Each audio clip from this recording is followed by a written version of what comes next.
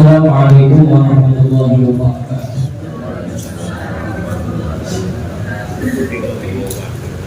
Mungkin ada sifat rasanya dari rasanya jadi dengan sahabat yang rasanya lalu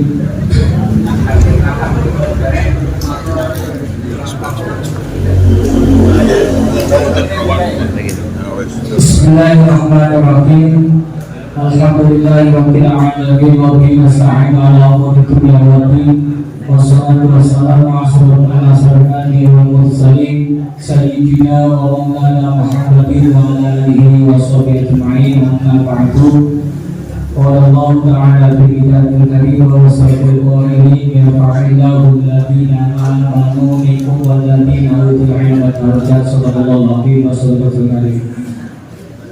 Untuk bahaya awalnya dukur itu ini kalau kita semua orang kami ini kan orang jaga dan terus lempar dengan gangguan pernafasan itu banyak lagi mesti waktu banyak lagi ini kan kesubuhan ini simpulan tugas ini aromaterapi plus wonten gangguan terapi pernafasan di sini dijelaskan efek biasanya untuk yang punya penyakit pernafasan atau punya gagal lendir akan berakibat batuk, tapi itu mengurangi lendir dan proses detoksinasi. Nanti nih, komponen nanti bakalan melalui. Moga sekejap kita bahas ini oke.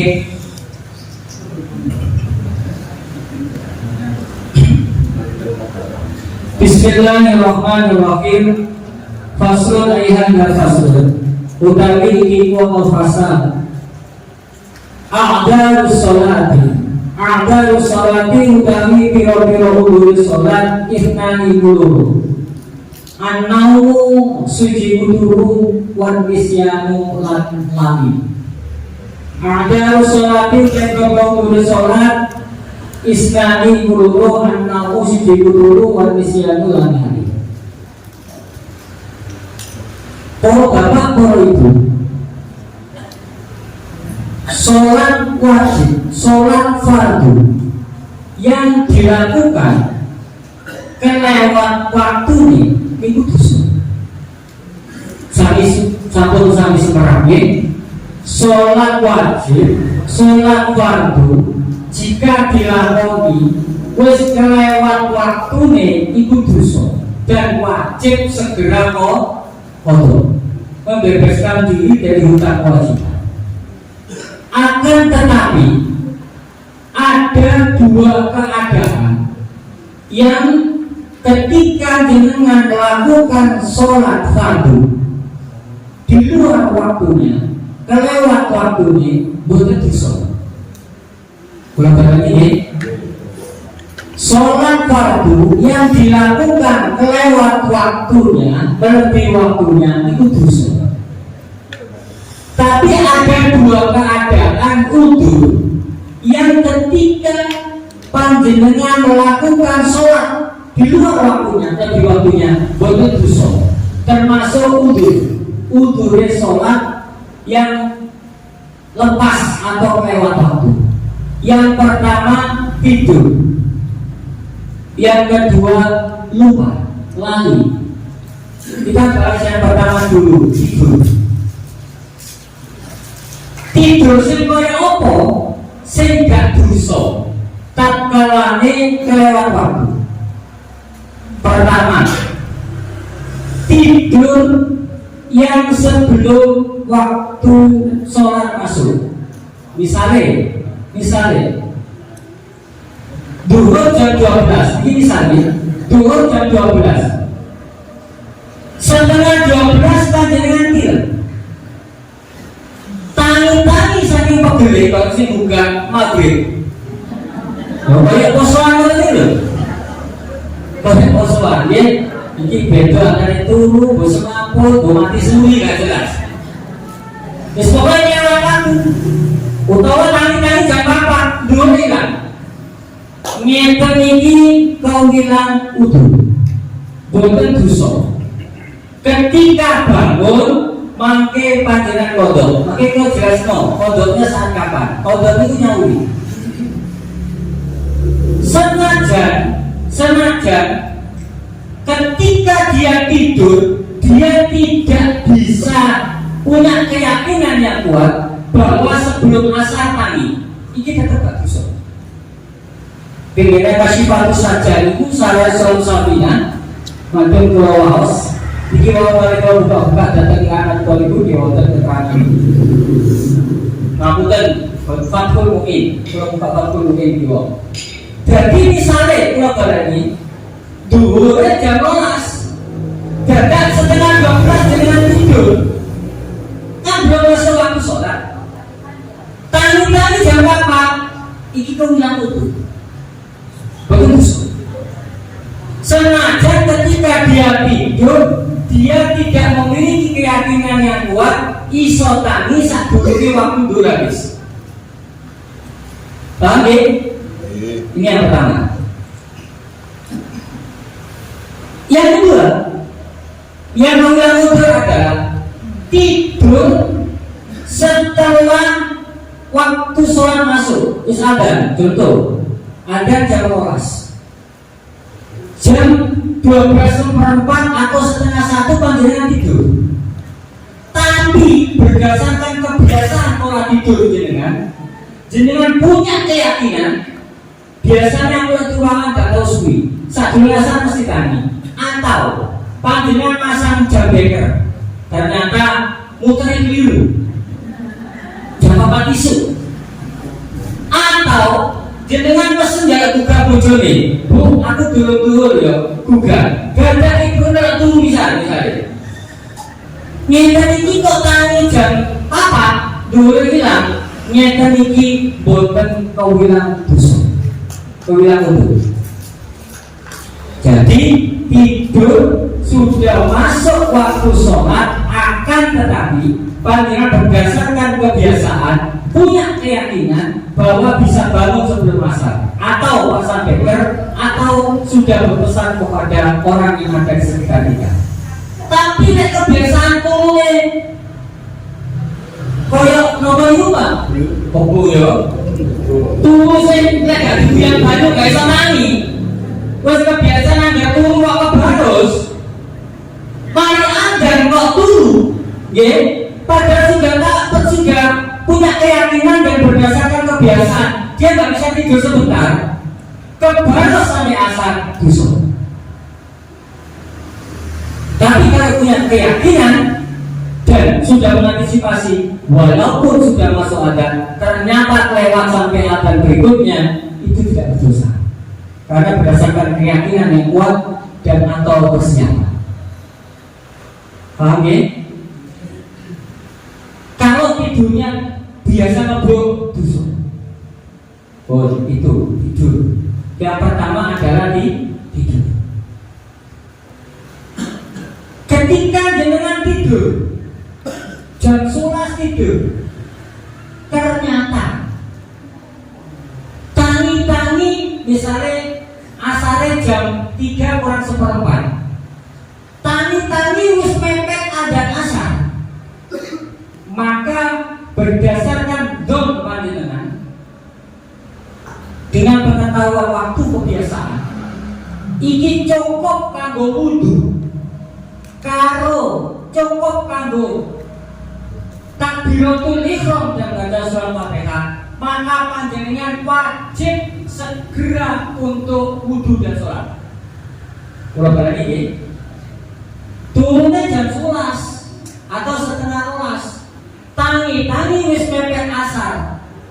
Ketika bangun walaupun sudah mepet waktu asar, tapi kalau masih cukup untuk wudu dan untuk takbiratul ihram serta membaca suratul Fatihah, panjenengan harus segera wudu dan sholat. Walaupun nanti rakaat pertama belum komplit ada asar, itu masih keinginan sholat adzan, bukan sholat qadha.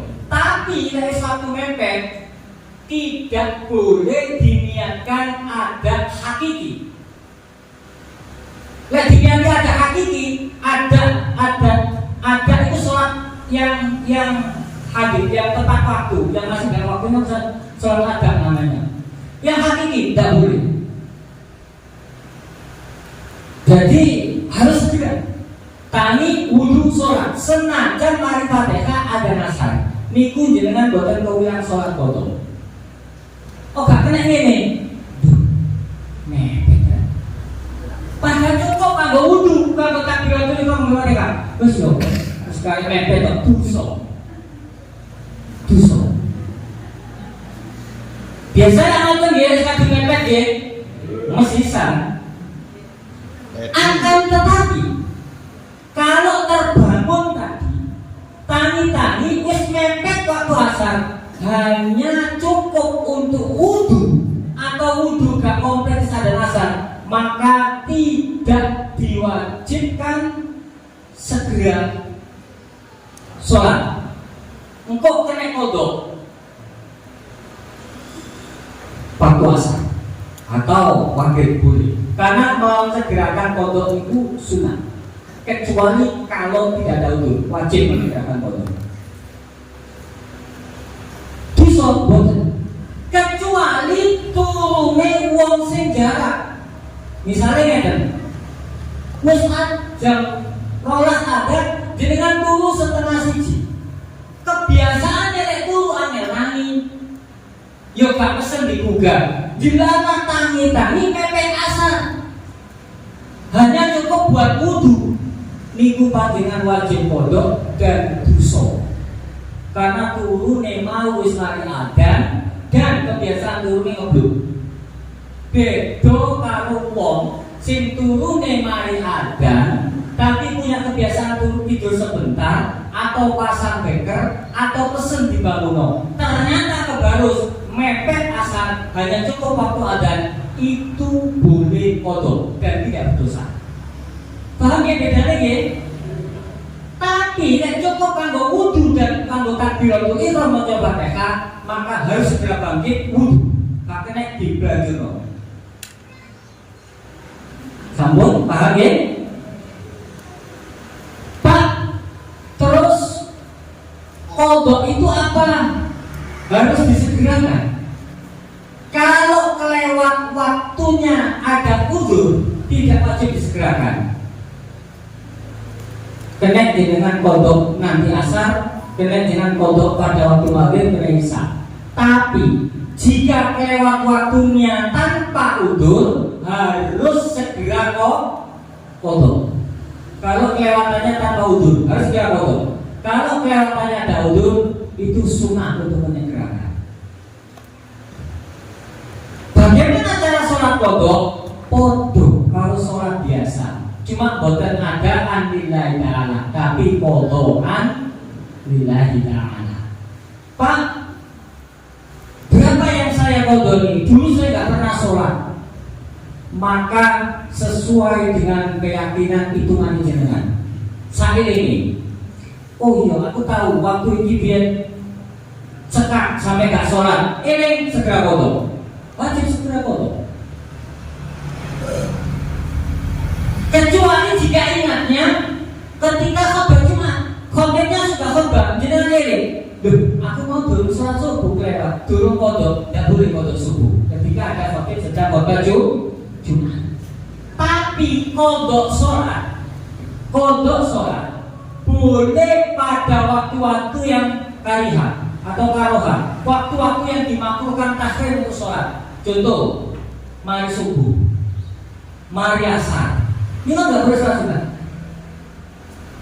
Mari subuh, mari asar, nopo mari ketika matahari mulai fajar mulai pertama naik itu mari sholat subuh itu dengan sesuatu. Itu boleh digunakan kodok. Mari subuh jangan kodok boleh. Mari asar jangan kodok boleh. Yang nggak boleh itu sholat sunat mutlak yang tidak ada sebab yang membarengi atau sholat atau sebab yang mendahului. Boleh. Pada dasarnya nopo wonten hadis kan Nabi ngeten kula sama iki. Hadis kan Nabi ngeten. Qala Rasulullah sallallahu alaihi wasallam, rufi'al qalamu antara tatin. Rufi'at dan angkat al-qalamu apa pena, apa kolam antara tatin saking telung keadaan, saking telung wong. Anin nak ini suijiku saking wong turu hatta yastaiqido sehingga tangi sapa naim. Jadi pertama, pena diangkat maksudnya apa? Gak dihukumi dosa pena diangkat itu. Ada 3 hal, 3 golongan. 1, anin naimi hatta yastaiqido. Wong turu sampai dene tangi. Jadi gak dosa. Mulai dur meso koyo wae gak dosa. Paham ya? Turu melendur terus mangan perkara sekarang gak dosa karena tidak ada kesadaran. Melendur. Wa anis sobi, dan dari anak kecil hatta yahtalima sehingga dia ikhtilam, mimpi keluar sperma, artinya balik. Jadi bayi itu pena masih diangkat. Ada isi dorong balik itu pena masih diangkat, gak ada dosa. Yang ketiga, wa anil majnuni, dan dari wong sing gendeng hatta yakilah sehingga kembali akal sehatnya. Jadi kalau gendeng gak poso, gak dosa. Kalau gendeng aku terus darah mudul kalau gak dosa, gak sholat gak dosa, karena pena diangkat dari mereka. Ketika sadar, apakah mereka wajib bodoh? Tidak. Paham ya? Tidak. Itu kalau wong sing turu bayi atau anak kecil baru balik, ketika balik apa kodok? Tidak. Sing kodok itu wong sing turu. Nah ini akhirnya kena digawe pembelaan, tapi aja dikulingano. Turu jam 10, tangi-tangi jam 7 isu. Subuhnya lewat. Turu nggih, beda harus dibuka. Pak tangi subuh. Apa Bu? Ibu misale ngono. Wis dibuka subuh, wis tangi, makan maneh bisa. Kecuali kalau digugat, kesadarannya belum pulih, belum sadar akan kewajiban sholat subuh, pindah panggon ke ruang tamu, pindah ke kamar turu maneh, gak dosa karena dia belum sadar. Kecuali kalau sudah sadar bahwa dia punya kewajiban subuh. Kok tangi jam itu gak sadar, gak dosa. Maka panjenengan mungkin kita dalam keadaan tertentu subuh kok lewat. Jajak jam 6:30 itu lagi tangi mergo mari lembur pegel. Ojo terus ngene. Walah, yo wis gak sholat, tetap sholat. Usolli fardhu subuhi rakaataini kawana lillahi. Kodoan lillahi. Boten dosa. Sing di lek jarak dosa. Niku nggih. Jadi apakah sholat sunat bisa dikodok? Bisa. Panjenengan biasa sholat duha, ternyata waktu duha ketekan tamu, utawa repot, utawa udur, bisa dikodok sholat duha itu. Tapi kan sing biasa loh, sing nggak biasa usolli sunat dan duha rakaataini kodokan lillahi ta'ala. Kemenye kodok nggak tahu sholat kodok. Usolli sunatan tahajudi rakaataini kodokan lillahi ta'ala. Gak tahu tahajud, tapi sing biasa tahajud, istiqomah tahajud, kebelanjut keturun boleh. Nggih, monggo diwaos kita kasih bagus saja. Boleh. Sholat sunat kanggo wong sing biasa. Ampun jelas ya. Jadi ketiduran itu kodok termasuk wudunya sholat di luar waktu. Terus bagaimana Pak ketika duhur kita sengaja tidur yang tidak udur, sing dosa mau, wis manjinge waktu dia turu, padahal turune ngeblok, utawa wis mepet waktu turu, tangi-tangi asar, itu wajib segera kodok. Kalau sudah asar, kodok dulu, apa asar dulu? Kodok dulu. Kalau meninggalnya tadi tanpa adanya udur, kecuali kalau ada udur, boleh selonggarnya kita. Paham ya? Yang kedua, lupa ini dalam artian ketika dia istighol atau dia disibukkan dengan perkara yang satu tidak maksiat, terus yang kedua tidak mulgo, sia-sia. Tapi nek maksiat utawa mulgo perkara sing sia-sia nggak kewilang udur. Misal sekat, lari nggak dur, ini nggak kewilang udur. Paham ya? Tapi jenengan nyambut gawe mimpi gabah di mereka mimpi gabah ternyata lali lah. Wong jenenge wong lali nggih. Jenenge wong lali. Mak asat tuh waktu sholat, ini namanya wudu, tidak berdosa. Apa wajib segera kodok? Tak longgari, sunnah menyegerakan, karena ada wudunya. Utawa nopo lagi kerjaan tugas kelewat waktu karena lupa, itu namanya wudu, tidak berdosa, tidak berdosa. Kecuali jika wudhunya tadi, lupanya tadi, hal yang satu dia melakukan kemaksiatan sehingga dia nolali sholat, yang kedua dia melakukan pekerjaan yang mulgo, yang sia-sia, yang nganggur buang waktu. Dulunan handphone, nonton TikTok, terus velocity sampai lali, ya video gak mari-mari, itu gak kuliah mundur, karena mundur. Sekarang kasusnya adalah sudah masuk asar, tapi kita lupa. Aku mau sholat duhur tagak yo. Koyok wis mari, koyok dulu. Misalnya, mau asar dan dia ragu. Aku dulu ke asar, maka dia wajib kodok. Hukumnya kayak belum melakukan sholat duhur. Ada sholat isnani. Wudu sholat ada dua, an-naum yaitu tidur, wan nisyanu dan lupa. Ketik-ketik mawon wong wis tuwek-tuwek soalnya. Lha disuruh pengajiake, saya gak paham sesuk lah. Wong tuwek-tuwek nek disuruh pengake saya gak paham sesuk lah. Pun ketik-ketik umpama paham nyempurnake pokoke. Wonten pertanyaan, monggo. Kalau ada pertanyaan. Ada. Itu ngomong di situ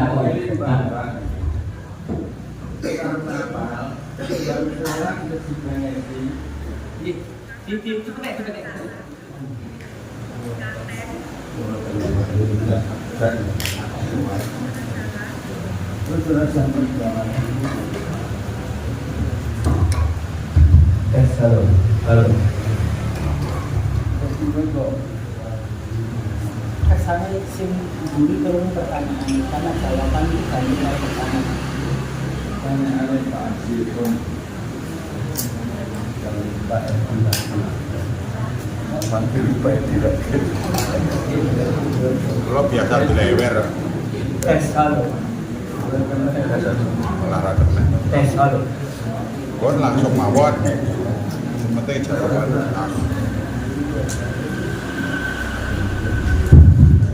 Ini ngeten nggih, kula mamili Pak Edi lan kalian Bapak. Biasanipun Agustus niku akan napa lek nggih. Niku jam 10 jam 11 niku pun dibrengesi. Lajeng jam 1 niku pun diberangkatake teng lapangan. Pun brengesan perfumancah dari ngangkanya itu boten saged mlakukan itu. Diberangkatno sadurunge asar sampai maghrib. Jadi duhur kalih asar itu dikemplang. Niku dosa mergo kan ngapal napa mboten? Iki pertanyaane Pak Edi Ragil kali ibu-ibu pun dengan jawab.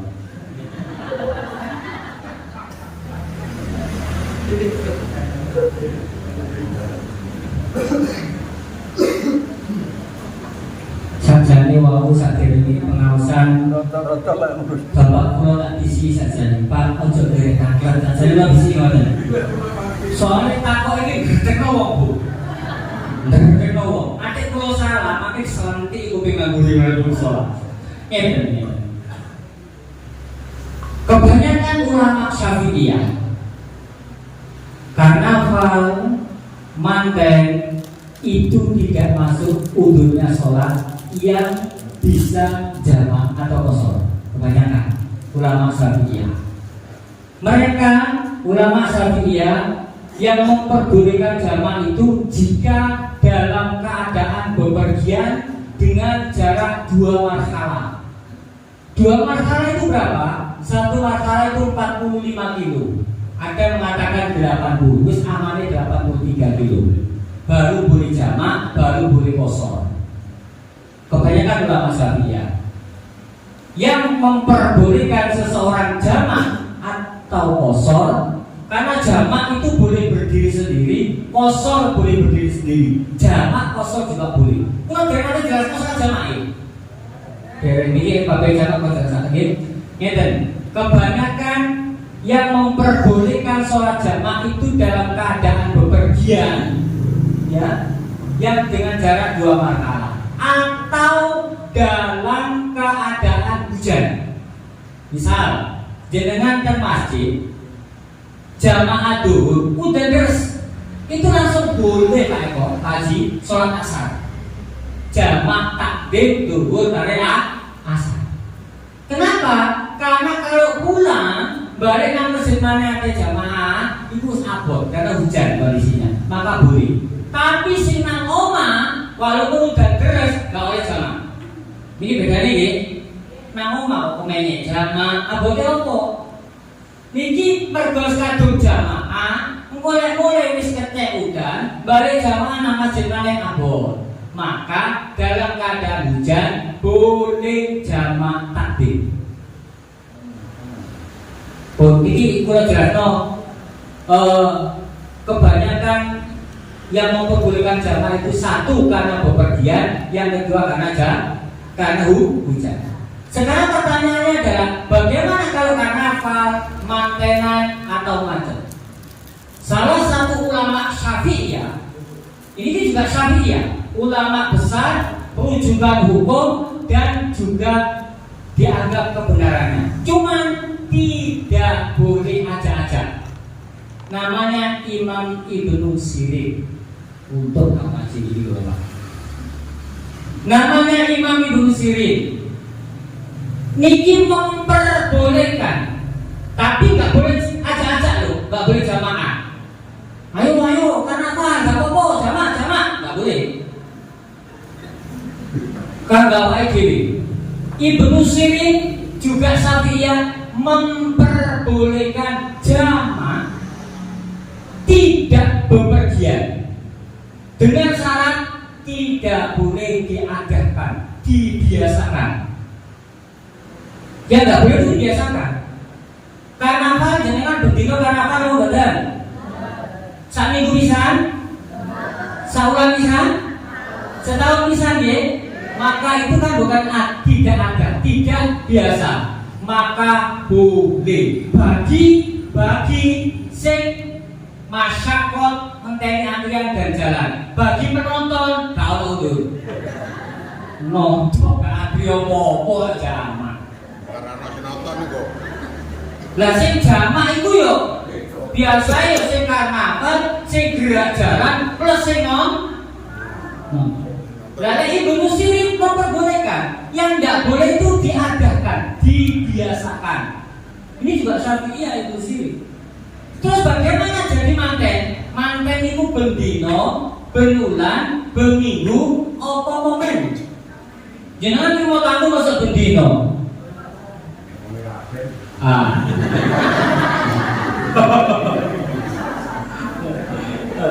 Nah itu boleh.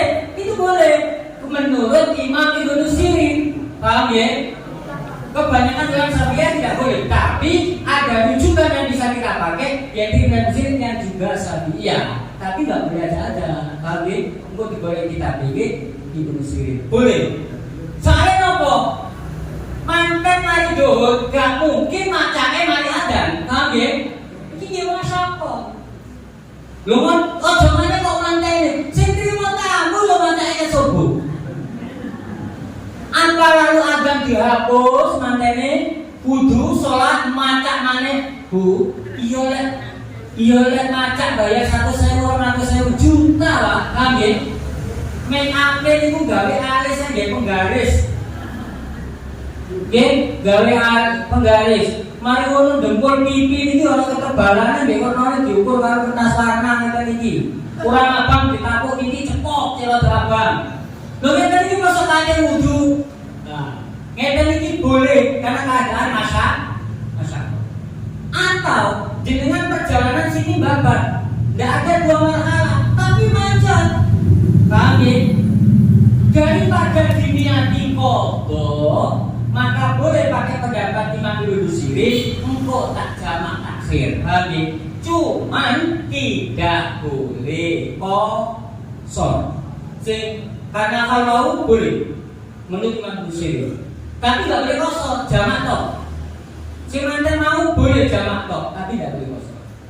Atau sekali-sekali, misalnya panjenengan tempat awake luwung, akhirnya jedit payah, krekel kudu geblak, krekel kudu geblak.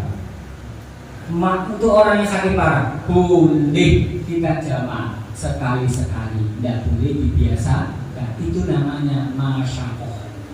Kata dia, sama bapak. Iya. Bagaimana pertanyaan lain? Bagaimana? Orang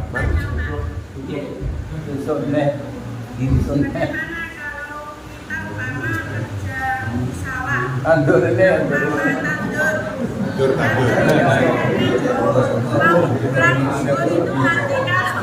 Kalau kembali itu sudah mancing kan kita kadang dibayar kok. Bagaimana cara mengerjakan sholatnya Pak? Apakah kita sholat di sawah itu tidak usah nanti pulangnya kodok? Bagaimana caranya Pak? sholat di sawah apa di kodok?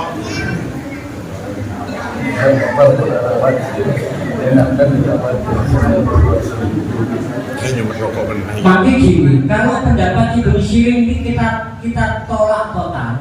Kalau Ibnu Sirin ini kita tolak total. Faktanya kita mengatakan kalau saya bongi-bongi dosa lagi. Gak gampang Pak, karena akhirat karena itu dosa ini. Dosa. Kakak dosa. Kau oleh Pak dosa ngomong itu, paham ya? Ada pendapat yang memperbolehkan, paham ya? Makanya ukuran masyarakat orang itu berbeda-beda ukuran, paham ya? Kau coba ukuran orang kekuatan lain, kamu mampu berapa kilo, gitu?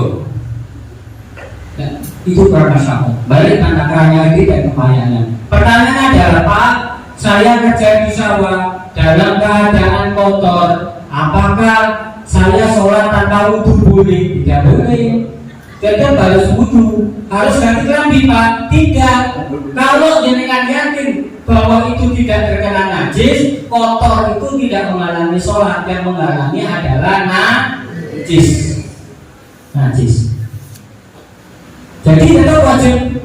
Atau saya Pak, informasi itu kalau kita terjebak dalam suatu keadaan yang tidak ada pilihan dan tidak ada hujah hukum, maka boleh kita dihormati waktu.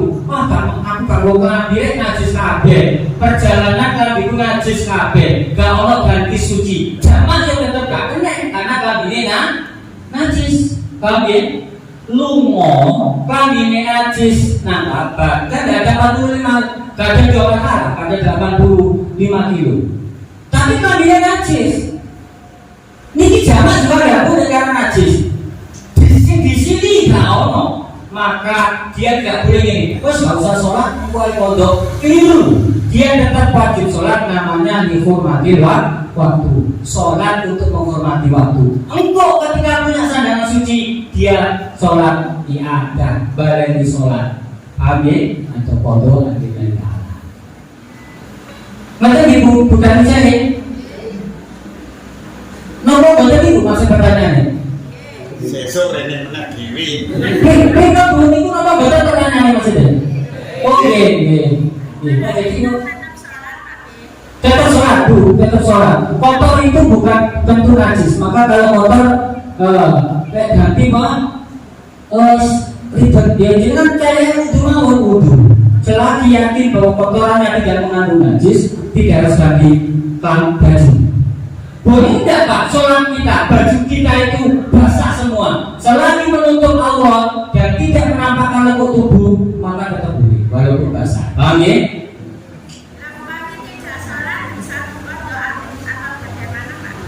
Kodok itu kalau nggak ada udur dosa. Kodok itu namanya utang. Insyaallah lebih. Sama boleh. Nanti ulang. Ya, kalau jenengan yakin bahwa tidak terkena najis, cari air wudhu, jangan wudhu dok, sholat di situ boleh. Tidak harus ganti baju. Kotor bukan berarti pasti najis. Kotor itu betul najis. Walaupun terkena lumpur, terkena suci. suci boleh baju dibuat sholat, boleh. Tapi nggak pakai ruko. Oh iya, itu masalahnya kalau nggak pakai ruko ya nggak boleh orang itu. Ruko kotor pisan. Jadi maksudnya kan saya terangkan tadi juga bermanfaat kan wong lanang nggih. Lek wong wedok, kalau dia masako balik nang pendapat Ibu Sri Bau. Sekali-sekali boleh dia jamak takhir atau jamak takhir karena masako. Sing gak boleh itu di langganan. Mending masakot maneh. Wis ero lek jarane ado. Kate bagi kanelan yo sanu, paham ya? Wis ero bolak-balik gak sanu masakot. Enggak. Masakot itu keadaan yang bisa kita hindari. Itu masakot. Lah lek wis ero keadaane ngono yo sanu baju. Ngoten nggih? Nggih. Pak Dedi? Nggih, niki pertanyaan 17 tahun ke atas. Oh nggih. Saumpami subuh kebablasan, waktunya kebablasan, dan itu apa diperbolehkan jamaah kodok tapi jamaah dengan istri, apa harus sendiri-sendiri? Nggih, matur suwun. Kodok boleh sendiri, boleh jamaah, boleh. Yang nggak boleh itu kita sholat kosor ikut pada orang sholat mungkin, itu nggak boleh. Jaluk job bengi-bengi lah. Kodok boleh jamaah, boleh sendiri. Kamu jelas ya? Oke. Mungkin ada musim manfaat, ada musim barokah, saja nyempurna ibadah dan Allah Taala. Muka-muka mawon sesarengan kali ibadah itu Allah Taala saja nyempurna ibadah. Muka-muka mawon tantangannya menawi wonten sekelitung ini kesalahan kula, kelemahan kula, kelemahan kula dan keterbatasan ilmu kula. Nek wonten salahe mungkin keterbatasan ilmu kula.